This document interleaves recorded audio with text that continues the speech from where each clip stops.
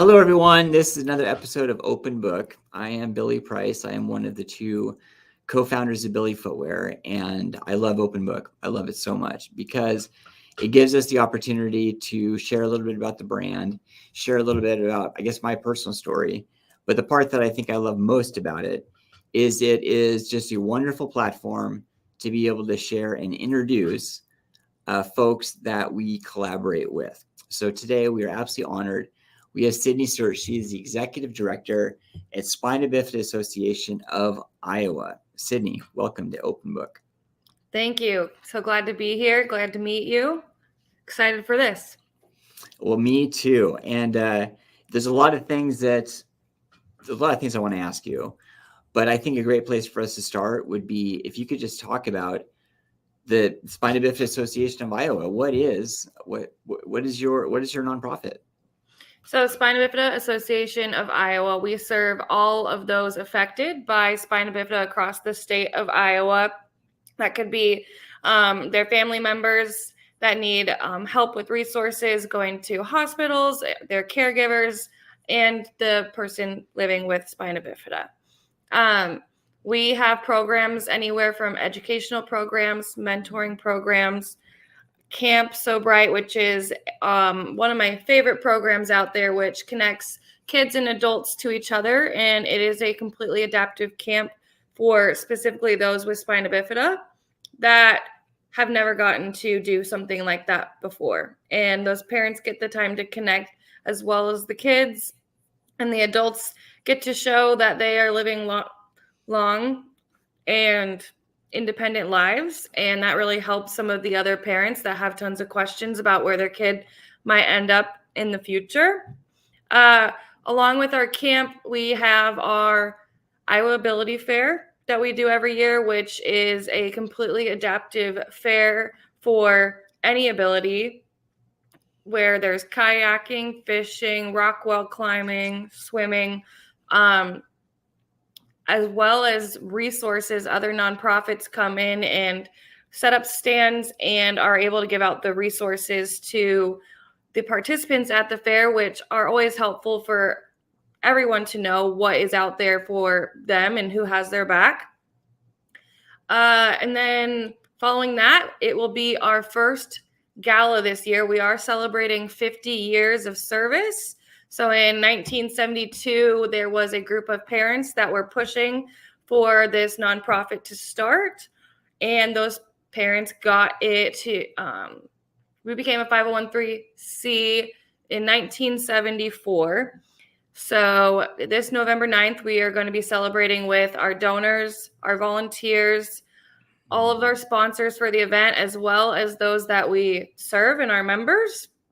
And so we're expecting 300 plus people at this event. It'll be the biggest event that we've ever put on, but it's a huge milestone that we have gotten to. And I think it's just going to launch us into 2025 with much more strength as an organization as we continue to grow and go into the future, especially with the new spina bifida clinic and the only spina bifida clinic within the state of Iowa that is just beginning to open. So we will be introduced to new families and our membership's going to grow. So our organization needs to be able to grow with that.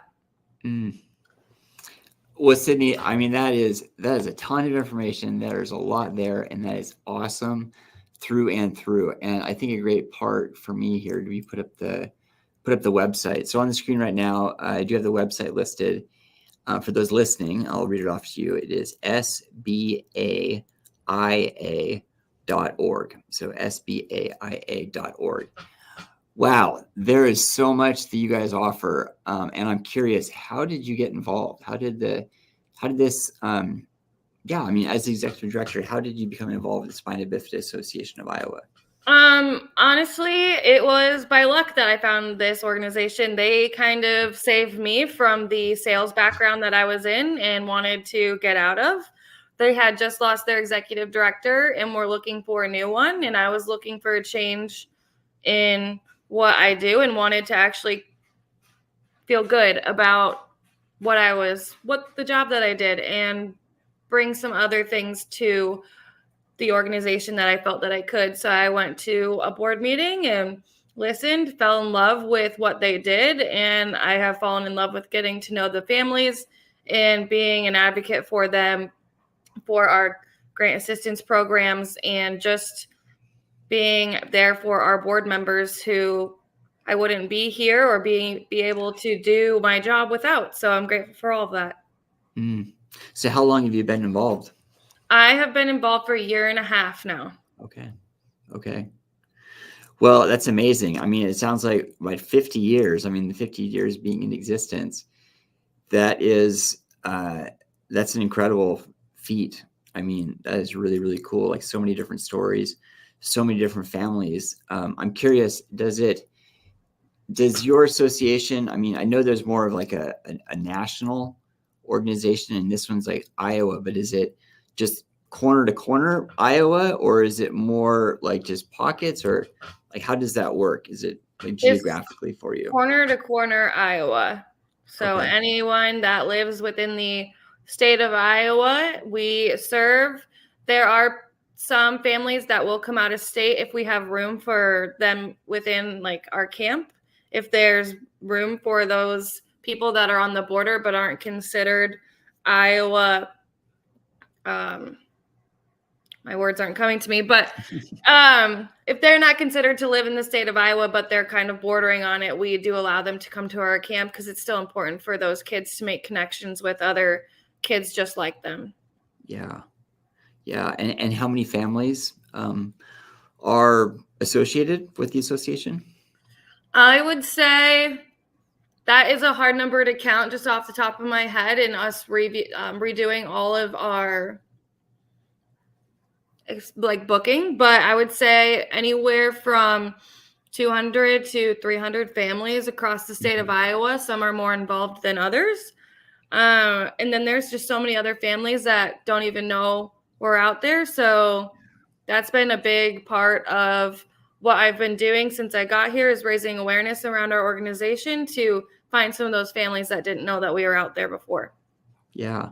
Well, I'd love to go a little bit deeper on that one too, because I mean, raising awareness and getting connected with families, it's vital. I mean, because there's so many families out there that might just, I mean, me speaking, when my life changed, I got a spinal cord injury when I was a teenager, and to be able to get connected with organizations, to be able to have conversations with those that might be going through the same thing that I was going through, it's just incredibly important. So what are some ways that you're able to raise awareness and, get to potential pockets where people don't know about what you have to offer? So the biggest way that we have been doing it recently is by joining. There are networking groups within the state of Iowa, tons of them out there, joining those networking groups, getting to know other professionals out there.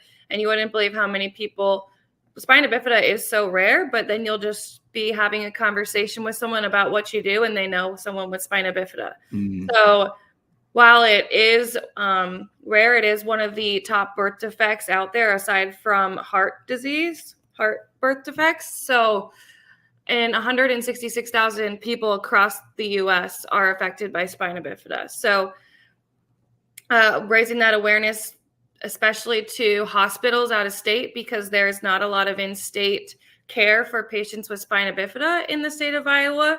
Now that will hopefully change once the clinic gets up and going, and it will be much easier for those families to know about us, because we are creating that close relationship with the University of Iowa healthcare and clinics. But right now, just getting those resources into Gillette's, the Omaha Children's, and the hospitals bordering us that are serving those patients right now. Wow. Well, I would imagine, I mean, so to get connected, like right at the ground level, and where my mind goes right now when I hear stories of like getting connected with folks in the hospital, it takes me back to my own rehab. And I mean, as I mentioned, I was a spinal cord injury when I was a teenager, and I went from someone that was very fiercely independent to all of a sudden that was dependent, like just breaking my neck and lower back, and then like trying to understand what that world was going to look like both. And I was trying to sort that out, but my family was too.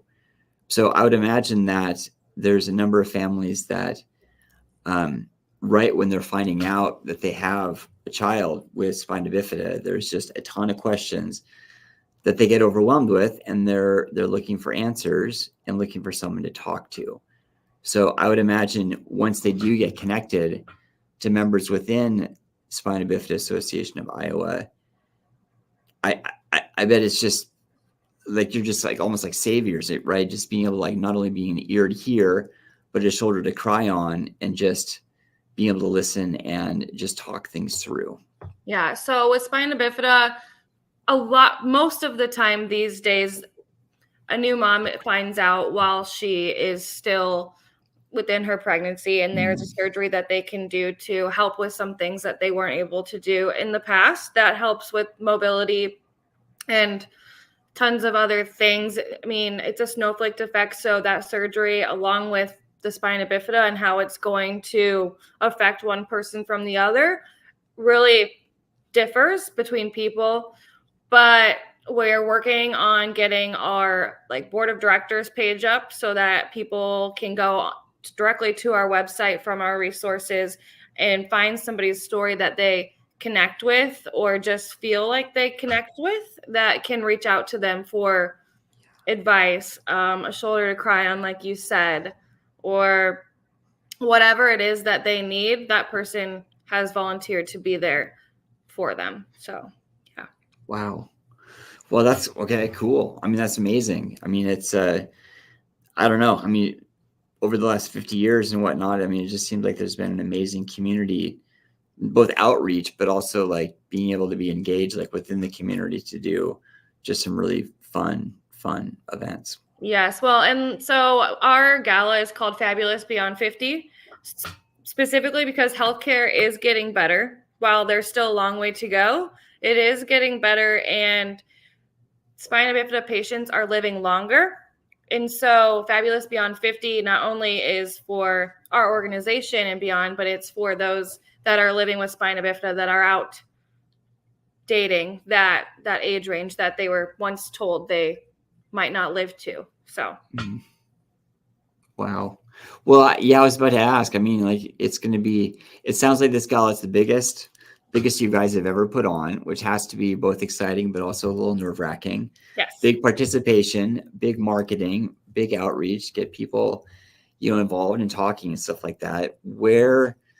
I mean, it's going to be successful. Like, what's next? I mean, where would the proceeds kind of go? Like, it sounds like there's the clinic, and there's, just more activities. What are you hoping to accomplish after the successful gala? Yep. So I would say my dream right now is I just have a board of directors, and I'm the only full-time employee for the organization. So bringing on more employees for the organization that can help it continue in its growth and continue in its networking and connecting of people, as well as hopefully bringing on a social worker that just specifically works with the families that we serve. That is my main goal, to figure out how to bring someone like that on and find the funds for that grant. Like the money that this gal is going to bring in is just going to launch us into 2025, and be able to really sit down as a board and figure out what is next. Because there are tons of things that we want to do, tons of programs that we want to add, and these relationships are going to help us do those things.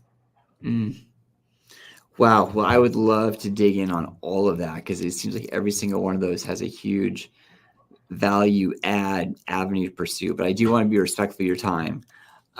Sydney, this was amazing, but I just want to give you the mic one more time.